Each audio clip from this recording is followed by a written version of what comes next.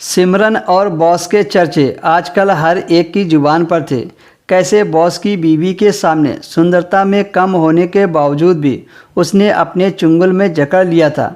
इसके बारे में हर एक का अलग मत था और एक मत सानवी का भी था। ये मई के महीने का मध्य था। मुजाहिद ने अलीना को ऑटो स्टैंड से बैठाकर अपने ऑफिस चला गया।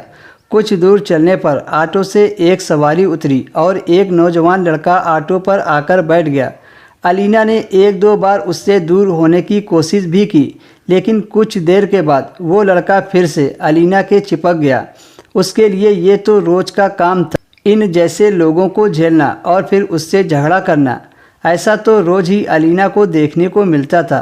पर जब लड़के ने अपनी जेब से मोबाइल निकालने के बहाने जेब के अंदर से ही अलीना के जांघों को छुआ और फिर उसके उबारों के पास से हाथ फिराने की कोशिश की, तो एकदम से अलीना उस लड़के पर झल्ला पड़ी और आंखें दिखाते हुए उसको बोला, दूर हटकर बैठ। लड़का एकदम से डर गया।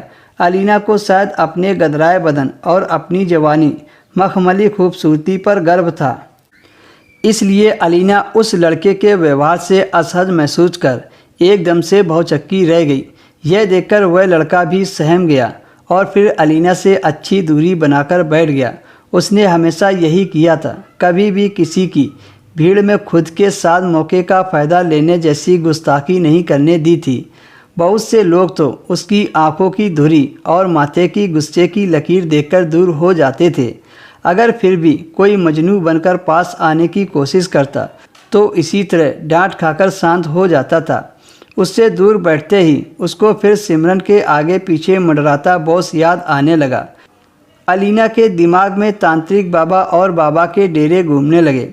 वसीकरण और मुट्ठीकरण, टीवी अखबारों में छपते विज्ञापन क्या सच में सच हो सकते हैं? क्या वो भी आजमा कर देखे अगर ये सच हैं? मगर कहाँ से और किसके ऊपर? मुजाहिद के साथ तो उसका रिश्ता अच्छा चल रहा था। 5 साल के विवाह में 2 बच्चे थे और कभी भी उन दोनों की आपस में किसी बात पर कभी अनबन नहीं हुई थी। अलीना की तो घर गृहस्थी भी अच्छी चल रही थी।